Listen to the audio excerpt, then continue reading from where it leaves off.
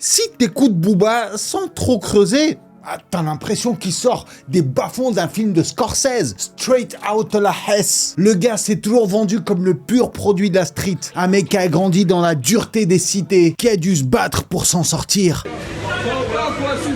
Marié à la rue, en concubinage avec le goudron. Sauf qu'en réalité, en fait, pas vraiment. En réalité, Booba, alias Eli Yafa, il a grandi à Meudon-la-Forêt. Amuse-toi bien à Meurthe-et-Moselle, excuse-moi, mais va t'amuser à Meudon-la-Forêt. Une ville beaucoup plus proche des golfs et des clubs équestres que des halls d'immeubles qui sentent la pisse. Ça a été révélé par sa demi-sœur Vanessa Yafa. Elle a balancé que Booba n'a jamais vécu en cité, qu'il n'a jamais manqué d'argent. Pire, elle raconte qu'il a grandi sous l'aile protectrice de sa maman, institutrice dans une famille qui ne manquait de rien. Elle lâche même le détail qui dégomme tout le storytelling de Booba. C'est qu'apparemment, quand il était petit, il avait son propre cheval. Je croyais que t'avais un double poney, moi. Un cheval, frère! Pendant que tes potes, ils faisaient des rodéos sur des crosses volées, et toi, c'était des trotros sur des pur sang. Et en plus, c'est pas fini. Parce qu'on a retrouvé des photos de ses classes d'école, et il y a un petit souci avec son image de street légende. C'est que souvent, Booba, c'était le seul Renoir au milieu d'une ribambelle de petits Parisiens en pull Lacoste. On dirait que c'est le négatif de cette photo-là. D'ailleurs, Vanessa, elle a aussi dit qu'il n'a jamais vraiment vécu de racisme. En fait, c'était probablement lorsqu'il s'est senti gêné à être le seul Renoir à l'équitation, plutôt que contrôlé par la BAC. Alors bien sûr, on ne va pas nier qu'il a eu des fréquentations louches, qu'il a même fait de la prison après, mais nuance, c'est lui qui allait chercher ses fréquentations. C'est pas par défaut, il n'a pas vécu dedans. C'est un peu comme les gosses de bonne famille qui veulent vivre un peu de sensations fortes. Pendant que ses potes de Meudon, ils faisaient du tennis, Booba, il traînait avec des mecs qui font des raquettes. C'est peut-être ça qui lui a tout de suite donné le filon du rap commercial, parce que lui, dès le début, il a commencé à imposer le fait qu'ils veulent se faire de l'oseille. Et il a eu raison, parce qu'aujourd'hui, il fait partie des rappeurs les plus riches de France. L'upgrade de Meudon à Miami, il a compris que le mythe gangster payait beaucoup plus que la vérité. La fouine, pauvre. L'opposant de Booba, avec qui il s'est beaucoup clashé, donc Lafouine, lui par contre c'est tout l'opposé. Lui, il vient pas de la France d'en bas, non, il vient de la France d'en dessous. Lui, il vient du 78, de Trappes. À l'écouter mon frère, on dirait que là-bas, même les pigeons ils portent des gilets pare-balles. Il a grandi dans le square Jean Massé, un endroit où la galère était plus présente que le réseau téléphonique. Et Lafouine, dans tous ses morceaux, dans toutes ses interviews, il adore nous rappeler à quel point il a connu la Hesse. Je me rappelle qu'à l'époque, avec ma mère et mon petit frère, des fois on restait 3-4 ans sans eau chaude. 3-4 ans sans eau chaude? Même au play, il s'est foutu de sa gueule. 3-4 ans sans eau chaude. 3-4 ans. Tu vois le temps d'attente de la Coupe du Monde. Comment tu veux le croire après? Après, il a admis qu'en fait, il voulait dire 4-5 mois. Qu'en fait, quand t'es petit, en fait, ces 4-5 mois, tu les ressens comme 4-5 ans. Ça te paraît comme une éternité. Comme quoi, le temps passe plus lentement quand tu te laves à l'eau froide. Puis aussi, il y a cette histoire où il raconte avoir sauté dans le train en marche. J'ai sauté dans le train alors qu'il était en train de rouler par la fenêtre du train. Certains, on dirait crier au mytho, genre on n'est pas en Inde, Lafouine. Mais lui, il jure que c'est vrai. Aujourd'hui, les jeunes de thèse, genre ils vivent dans le luxe. Mais à l'époque, c'était ça l'aventure urbaine. Mais malgré ces anecdotes dignes de films d'action, Lafouine a su transformer cette galère en succès. En 2003, il gagne le concours de Max 209 et du coup, il est découvert par le public et il signe son premier contrat avec Sony Music Entertainment. Et ce qui prouve que Lafouine, il vient bien d'en bas, il vient bien de la Hesse, c'est que le premier oseille qu'il a gagné avec son premier contrat, il n'a pas dépensé dans des pompes ou des chaînes ou je sais pas quoi, des caisses. Non, il a directement investi dans un appartement. Quand tu viens de la dèche, tu sais très bien que l'argent, ça se garde beaucoup mieux au chaud. Hein, surtout quand t'as connu 4 ans avec de l'eau froide. En tout cas, Lafouine, c'est ce mec qui sait tellement bien rapper la misère avec tellement d'authenticité que même les riches, ils deviennent pauvres en l'écoutant. Drake, riche. La punchline la plus iconique de Drake, c'est « Starting from the bottom, now we're here ». Traduction, on a commencé tout en bas et maintenant on est là. Une phrase qui a fait rêver toute une génération.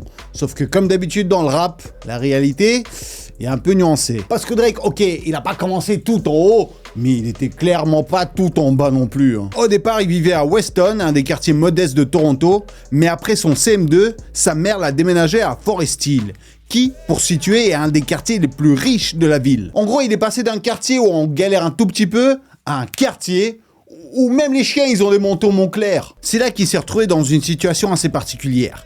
Suffisamment riche pour ne plus être dans le ghetto, mais pas assez pour être un vrai bourgeois non plus. Drake était juste assez riche pour être le plus pauvre dans le quartier le plus chic. En clair, ses parents, ils avaient suffisamment de sous pour l'éloigner des quartiers difficiles, mais pas assez non plus pour qu'il roule en Porsche sans permis. C'était en fait le plus fauché parmi les plus riches. Et c'est souvent que dans ses morceaux, il est là, il dit « Ouais, j'ai connu la pauvreté, j'étais le plus pauvre, je viens d'en bas. » Mais frère, tu viens d'en bas des mecs les plus riches. T'as fait combien d'années sans eau froide, toi, hein, Drake? Tu connais pas ça?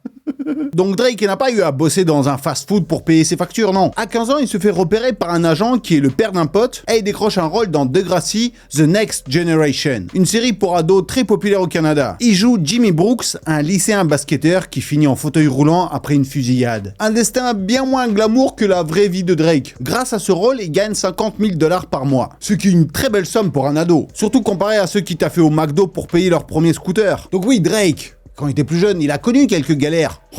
Mais franchement, c'était bien loin de dormir sous les ponts. Il a exagéré son côté gangster dans le rap. Kendrick Lamar, pauvre. Si Drake, il a grandi en mode le plus pauvre des riches, Kendrick Lamar, lui, c'était plutôt le plus chanceux des survivants. Né et élevé à Compton, en Californie, une ville tristement célèbre pour son taux de criminalité stratosphérique, il n'a pas eu le droit à la version édulcorée du rêve américain. Ses parents avaient quitté Chicago pour fuir la violence des gangs et ils ont atterri à Compton, qui n'était pas réellement un club de vacances. Kendrick n'a pas mis longtemps à comprendre l'environnement dans lequel il évoluait. À 5 ans seulement, il assiste à son premier meurtre. Pendant que certains gamins apprenaient à faire du vélo, lui, il a vu son oncle se faire défoncer la poitrine au shotgun, devant lui. Une scène tellement brutale qu'elle l'a marqué à vie. Ça m'a fait comprendre que ce n'était pas juste un truc que je regardais.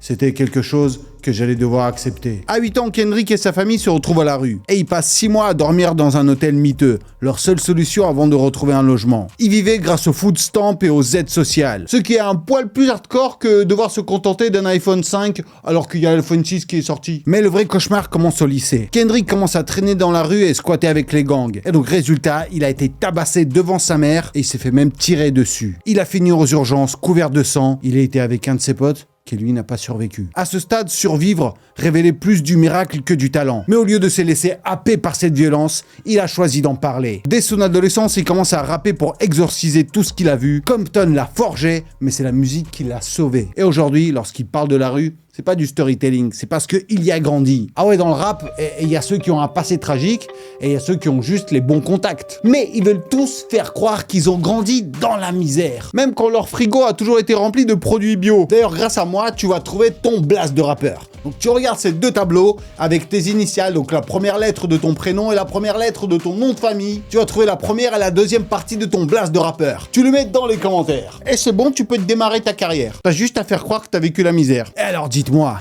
êtes-vous prêt à découvrir les rappeurs qui sont nés riches avec une cuillère en argent dans la bouche et ceux qui ont vécu la vraie misère? Alors, c'est parti. Roméo et Elvis. Riche. Roméo Elvis, donc ce rappeur belge qui a grandi dans une famille belge où l'art coulait plus que l'eau dans le robinet. Son papa, c'est pas n'importe qui. Serge Van Leeken, alias Marca. C'est un chanteur, auteur, compositeur et producteur belge. Elle était parvenue à briser mon bonheur. Bien connu en Belgique. Leur maman, Laurence Bibot, est une comédienne et humoriste reconnue. Et donc forcément, que ce soit lui ou sa petite sœur Angèle, directement, ils s'étaient baignés dans ces milieux artistiques. Ah, chez les Van Leeken, si tu faisais pas de la musique quand t'étais petit, c'était toi le mouton noir. Donc dès son plus jeune âge, Roméo, il a baigné dans un environnement artistique. Pendant que certains enfants jouaient aux billes, lui, il jouait avec les boutons de la console de mixage de papa. Les portes de studio étaient grandes ouvertes. Il avait tous les contacts nécessaires, donc déjà les producteurs, les distributeurs, les managers. Le gars avait le pack complet pour réussir, c'est-à-dire les contacts, la situation financière, et puis la cerise sur le gâteau, ne l'oublions pas, c'est la couleur de peau. Ah, quand t'es blanc, ça marche mieux. Mais malgré ce tapis rouge déroulé depuis son enfance, Roméo Elvis n'a pas vraiment révolutionné le rap.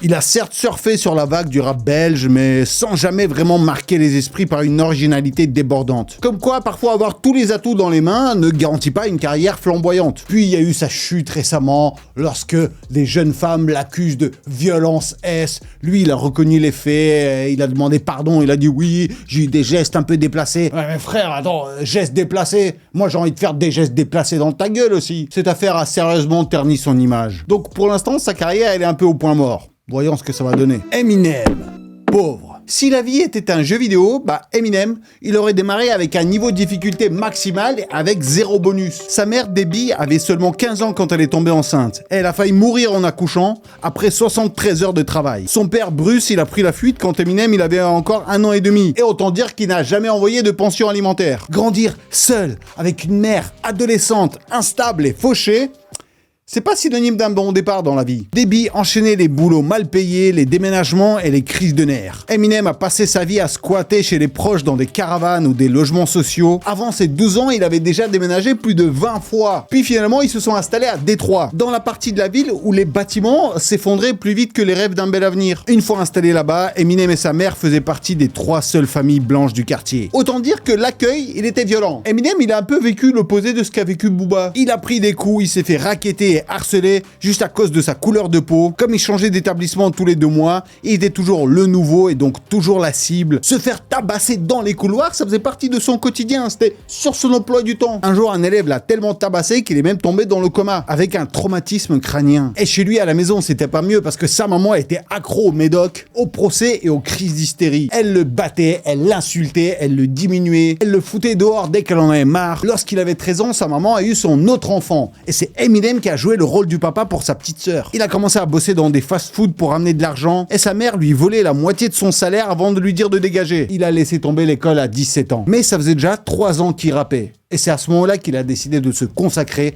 à l'art, donc au rap. Et s'y consacrer à fond. Il a monté son premier groupe, il s'est lancé dans les battles de rap et ensuite, vous connaissez l'histoire.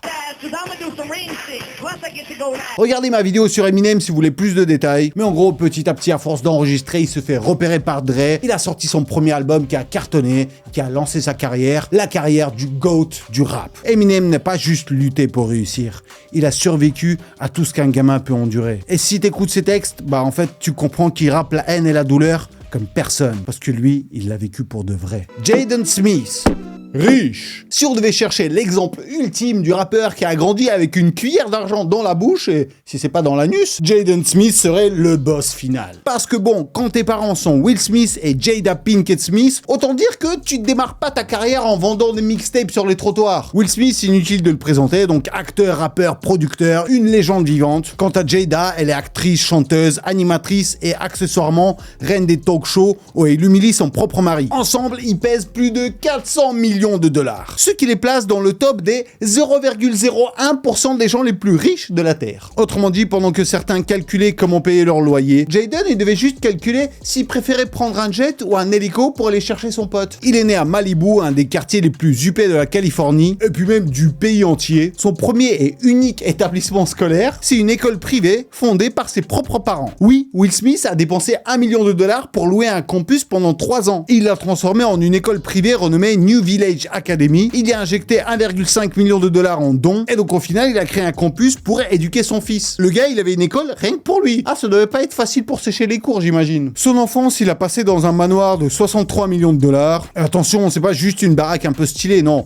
Will et Jada ont carrément acheté plusieurs propriétés voisines pour fusionner le tout. Leur baraque est tellement grande, je vous jure, ils ont leur propre code postal. C'est un manoir avec 19 chambres, 13 salles de bain, 8 garages, une salle de cinéma, un studio d'enregistrement, une piscine, un lac et des terrains de basket, de tennis, de volley. Ça va vous ? Vous avez pas trop la haine ? Évidemment, avec des parents stars du cinéma, Jaden n'a pas eu à passer 15 castings humiliants pour décrocher un rôle. À 8 ans, il joue déjà dans À la recherche du bonheur, où il incarne le fils de personnage de son père. À 11 ans, il tourne dans The Karate Kid avec Jackie Chan, un film produit par ses parents, qui lui a rapporté 3 millions de dollars. À 11 ans. Et c'est aussi à 11 ans qu'il se lance dans la musique. Et pas n'importe comment. Son premier feat, c'est avec Justin Bieber. Jaden a ensuite joué dans plusieurs films avant de mettre le cinéma en pause en 2014 pour se consacrer à sa plus grande passion, c'est le rap.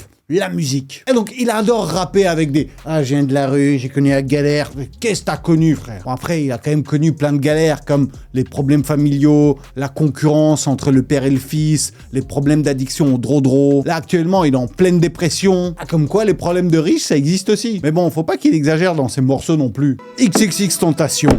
Pauvre. XXXTentacion a une enfance tellement dure, on dirait un scénario d'un film d'horreur. Il est né à Plantation en Floride. Il a grandi à Lauderhill, un quartier tellement craignos que quand il arrive, même ton GPS il dit « fais demi-tour là, t'es pas prêt ». C'est l'un des coins les plus chauds des États-Unis, là où le taux de criminalité est si haut qu'il mérite une médaille olympique. Ses parents se sont séparés, sa mère a été incapable de le soutenir financièrement. Du coup, pour attirer l'attention, il tapait tout ce qui bougeait à l'école. À 6 ans, il a carrément mordu à tenter de planter un mec qui avait touché sa mère. Toi, à 6 ans, j'imagine que tu pleurais pour un goûter qui avait pas assez de chocolat. Bah lui, ça l'a conduit direct dans un programme pour jeunes. Un club med pour les délinquants en herbe. Mais son enfance, c'était pas juste des bagarres. C'était un buffet de trauma. Il a par exemple trouvé le corps de son oncle pendu. Sympa comme surprise. Il a subi des abus S, il a vu des gens se faire torturer, on dirait un épisode de Black Mirror. Sa mère raconte aussi que son père le battait régulièrement. Et il tapait aussi sur la mère devant lui. Son père, il a fini en prison quand X, il avait 10 ans. Côté thune, c'était la galère. Sa mère n'arrivait pas à payer les factures. X, il déménageait plus souvent qu'un nomade en trottinette électrique. Il remercie souvent sa grand-mère, vraiment la MVP. C'est elle qui l'a élevé pendant que sa vie partait en vrille. Il a été viré du collège pour baston. Il collectionnait les démêlés avec la loi comme d'autres collectionne les cartes Pokémon. À 17 ans, son CV était déjà super chargé. Possession d'armes, vol à main armée, résistance à l'arrestation, et en plus de ça, accro au Xanax. Et finalement, il a trouvé assez de force pour dire « Toute cette douleur, je vais le transformer en art ». Et il s'est passionné pour la musique crue, la musique vraie, qui a touché des millions de gens. XXXTentacion est la preuve que même quand la vie te met KO, tu peux toujours remonter sur le ring et dropper un hit. Mais malheureusement, malgré son succès, malgré l'argent qui s'est fait, qu'il l'a sorti de cette situation, de toutes ces douleurs, on dirait qu'il était beaucoup trop traumatisé depuis tout petit, et c'est pour ça qu'il nous a quittés. R.I.P. XXX. Rockin' Squat, riche. Et si on parlait un peu des pionniers du rap français? Rockin' Squat, le fondateur du groupe Assassin, ça vous dit quelque chose? Ma mission est artistique, mais quand je vois tout le trafic, on ne peut pas rester passif. J'imagine qu'il faut être un ancien, parce que même pour moi, c'est beaucoup trop vieux. Mais bon, pour les anciens et pour ceux qui aiment le rap classique, ce nom résonne comme le fondateur du rap français. Ah, il a marqué la scène du hip-hop hexagonal. Rockin' Squat, de son vrai nom Mathias Cassel. Oui, il est le fils du célèbre comédien Jean-Pierre Cassel. Autant dire que le jeune Mathias a grandi bien loin des cités bétonnées, baignant plutôt dans un univers artistique et aisé. Son frère, bien sûr, n'est autre que l'acteur Vincent Cassel. Malgré ce milieu privilégié, Rockin' Squat se passionne très tôt pour la culture hip-hop. Il commence le rap à l'âge de 11 ans, influencé par ses séjours aux États-Unis. Bien sûr, hein. Faut être blindé pour avoir des séjours aux États-Unis dans les années 80 quand t'as 11 ans. C'est là-bas qu'il a découvert donc cette culture émergente du hip-hop. En France, le rap c'est pareil quoi, parce que... Non mais surtout la musique rap pour l'instant c'est pas complètement intégré. Regarde sur les charts, tu regardes les disques de musique rap qui sont classés dans les charts, il n'y en a aucun. En 1985, avec Solo, ils fondent le groupe Assassin, qui deviendra l'un des piliers du rap engagé de France. Leur particularité, c'est des textes politisés, dénonçant des injustices sociales. Assassin est également le premier groupe de rap à se produire à l'Olympia en 1993, marquant ainsi l'histoire du hip-hop français. Bien qu'il n'ait jamais grandi dans les quartiers sensibles, Rockin' Squat s'est immergé dans cet univers pour nourrir son art. Il fréquente des figures du milieu, non par nécessité, mais par choix artistique. Certains pourraient y voir une contradiction, mais pour lui, c'est une manière d'apporter une authenticité à ses textes. Il est intéressant de remarquer que contrairement aux États-Unis où le rap est né dans les ghettos, vraiment dans les bas-fonds, en France, les premiers rappeurs, ils sont nés dans la richesse. Cette dualité souligne la richesse et la diversité du mouvement hip-hop. En France, où l'engagement et la passion priment sur les origines sociales. Young Thug, pauvre. Si un mec qui n'a pas eu besoin de forcer sur son blaze pour prouver le milieu galère d'où il vient, c'est bien Young Thug. Parce que lui, Thug, ça fait vraiment partie de son quotidien. Il vient pas d'une banlieue résidentielle où les mecs jouent aux gangsters. Non, lui, il a grandi dans les entrailles d'Atlanta, là où même les rats se déplacent en bande organisée. Né en tant que 10e enfant d'une fratrie de 11, autant dire que le budget couche dans leur famille, c'était un gouffre financier. Dans son quartier, la misère était un mode de vie. Young Thug l'a lui-même résumé. Ma mère avait 11 gosses. Donc forcément, t'es dans la dumps. Mais on a trouvé notre propre moyen de s'en sortir. On volait tout ce qu'on voulait. Autrement dit, pendant que certains enfants recevaient de l'argent de poche, Young Thug, il prenait directement l'argent dans la poche des autres. Et si ses frères et sœurs n'étaient pas déjà une mauvaise influence, les rues d'Atlanta ont pris le relais. Un de ses frères a fini en prison pour meurtre. Un autre s'est fait descendre quand Thug était encore à l'école primaire. Et oh! C'est pas parce que t'as 11 enfants qu'il faut les gaspiller. À 8 ans, il était déjà dans la rue, comme il le dit lui-même, allant à l'école juste pour que ses parents continuent de lui acheter des fringues. Mais dès la sortie, il traînait avec les mauvais garçons. Le mec était tellement turbulent qu'il a littéralement pété le bras de son prof en 6e. Du coup, il était directement expulsé, direction un centre pour mineurs. Là-bas, pas question de lever la main sur un surveillant, sinon c'est toi qui termines avec un bras en moins. Il en sort 4 ans plus tard, et en 4e, il frappe un autre prof. Et donc bam, dehors à nouveau. À 14 ans, il devient père pour la première fois. Mon père a fait de son mieux pour faire de moi un homme. Le problème, c'est qu'il avait à peine 2-3 ans de plus que moi. Waza, négro! Waza, pas! Comment tu vas? T'as vachement grandi, Oh, man. vraiment, tu crois? La dernière fois que je t'ai vu, t'avais cette Ouais. taille-là. Il voulait pas te laisser faire de tour dans le parc d'attractions. Ce qui, en temps normal, pousse un mec à se calmer, à trouver un boulot stable. Mais Thug, lui, non. Il continue les braquages et les vols à main armée pour survivre. Son quotidien, c'est réellement GTA San Andreas. Mais malgré tout, il n'a jamais oublié son quartier. Aujourd'hui, dès qu'il retourne à Cleveland Avenue, il sait qu'il va devoir distribuer de l'argent à la moitié du quartier. Ma fiancée me dit toujours que je ressemble à un Père Noël, parce que dès que j'y suis, je donne des cadeaux à tout le monde. Sauf que bon, lui, son traîneau, c'est une Maybach avec des jantes de 22 pouces. Lil Yachty, riche. Quand tu regardes Lil Yachty, t'as du mal à imaginer un mec qui a galéré dans le rap pour réussir. Et c'est normal, parce que ce n'est pas le cas. Né à Mableton, en Georgie, il a grandi dans un environnement de banlieue plutôt confortable. Bien loin des histoires de rue que l'on entend dans son rap. Mais surtout, il vient d'une famille où l'art et la créativité sortent d'une tradition. Son père, Shannon McCollum, était déjà bien introduit dans le game. Il était photographe de tournée. Il a bossé avec des légendes comme Outkast, Lil Jon et même Dead Prez. En gros, pendant que d'autres galéraient pour gratter un ticket de backstage, Lil Yachty, il pouvait se faufiler dans les coulisses avant même de savoir rapper. Et pour racheter à cela, son grand-père, il était aussi dans le milieu artistique. Il était photographe pour Mohamed Ali, Nelson Mandela. Oui, lui, il prenait des selfies plutôt sympas. Ah ouais, en tout cas, l'art et les connexions, ça coulait dans son ADN. Donc quand il a décidé de se lancer dans la musique, disons qu'il n'est pas parti de zéro. Il s'est inscrit à l'Alabama State University, histoire de faire plaisir aux darons. Puis il a rapidement lâché l'affaire et il s'est consacré à la musique. Il avait les finances pour ça, il pouvait se permettre de rien gagner pendant plusieurs années et de prendre son temps pour travailler son rap et sortir plusieurs albums. C'est vrai qu'une stabilité financière, parfois ça aide. Lil Yachty, c'est pas un mec qui a dû rapper pour survivre. Non, il a vécu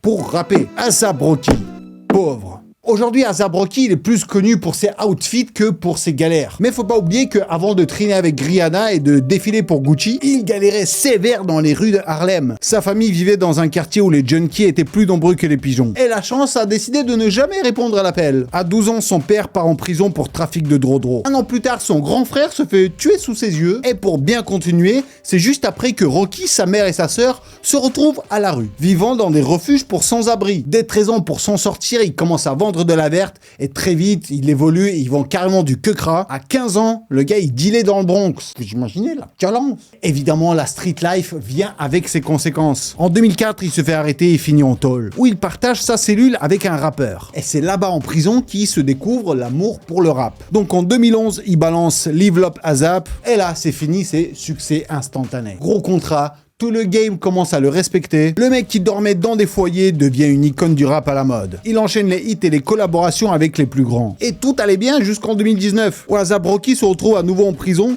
mais cette fois en Suède. Le mec était en pleine tournée européenne et quand une bagarre éclate à Stockholm, une vidéo tourne sur le net où on voit Rocky et son équipe tabasser un mec. Les juges suédois, ils ont pas trop compris le concept de la street credibility. Et ils l'ont formé en mode « Hey, tu restes ici jusqu'à ce qu'on décide quoi faire de toi. » Mais là, bon, là, tout récemment, là, il a esquivé le pire. Il a failli choper 24 ans de prison, mais il a été libéré, heureusement. Après, même Donald Trump, il a pris sa défense, c'est pour vous dire. Bref, il est passé de la tôle à la Fashion Week sans transition. Orelsan, riche.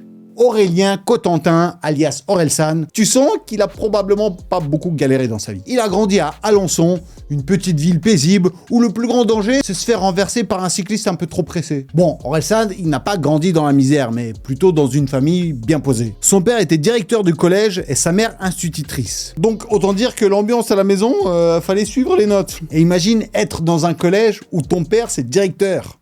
Ah, il se faisait pas beaucoup d'amis. Tous les profs le connaissaient, c'était impossible de tricher en cours. Tous les élèves, ils le voyaient comme un flic infiltré. Fais gaffe, si on sèche, il va balancer à son père. Mais Orelsan n'était pas du genre à jouer au chouchou. Au contraire, il galérait à se faire accepter. Car être le fils du dirlo dans le bahut, c'est pas aller au plus simple pour les moqueries. Heureusement, il trouve son échappatoire dans la musique. D'abord dans le rock et le métal, parce qu'en Normandie, dans les années 90, soyons honnêtes, Le rap, c'était une espèce en voie d'apparition. Et c'est en traînant avec des skateurs et des basketteurs qu'il découvre le rap. Et là, c'est la révélation, il commence à écrire, à enregistrer, il se trouve des potes, il développe son style, et puis, voilà, tu connais, ça devient Orelsan. En tout cas, ce qu'a réussi à faire Orelsan, c'est décomplexer toute une génération de rappeurs ne provenant pas des milieux difficiles ou n'étant pas un caïd. Il a ouvert la voie à ceux qui venaient d'une famille normale, voire aisée, et ceux qui n'osaient pas se lancer à cause de ça. Avant lui, si tu venais pas d'un quartier chaud, on t'écoutait pas, t'avais pas de crédibilité dans le rap. Et Orelsan a prouvé que le plus important, c'est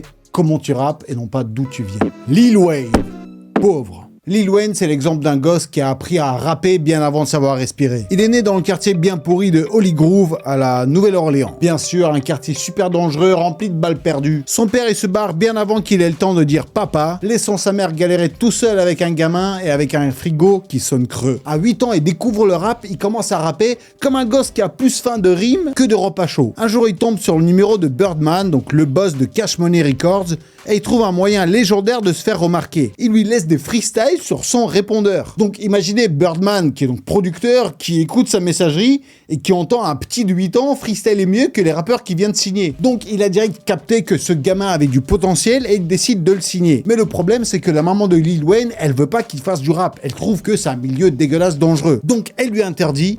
Et là, Lil Wayne pète un câble. Chez lui, il attrape un flingue et se tire une balle dans la poitrine. Ah ouais, on est loin du caprice de gamin qui chiale parce qu'il n'a pas eu la PS5. Il tombe au sol en pleine hémorragie et il arrive quand même à appeler la police. La police débarque chez lui et ils sont plus intéressés par le fait qu'il y a un gun et de la drodro chez lui. Et il y a un seul des policiers qui s'appelle Oncle Bob qui a chopé le petit Lil Wayne et qui l'a ramené aux urgences. Et plus tard, il arrête pas de le remercier, il dit que Oncle Bob lui a sauvé sa vie. Et donc après cet épisode, sa mère décide de changer d'avis et de le laisser poursuivre son rêve. Donc à 14 ans, il décide de quitter l'école et il se consacre à la musique. À 17 ans, il sort son premier album, The Block is Hot, et ça explose. Certifié platine direct. Et après ça, Lil Wayne n'a jamais réellement ralenti. Shy.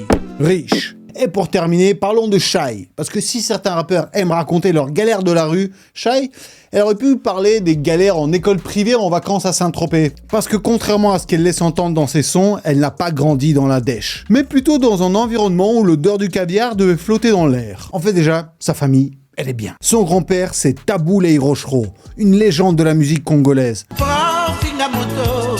Le premier artiste africain à avoir rempli l'Olympia. Son oncle, c'est le rappeur Youssoupha, qui est le fils de Tabou Ley Rochereau. Ouais, après, le gars, il a quand même genre 40-50 fils. En tout cas, avoir comme grand-père un des chanteurs africains les plus connus et comme oncle un des rappeurs français les plus respectés, bah forcément, ça aide dans la carrière.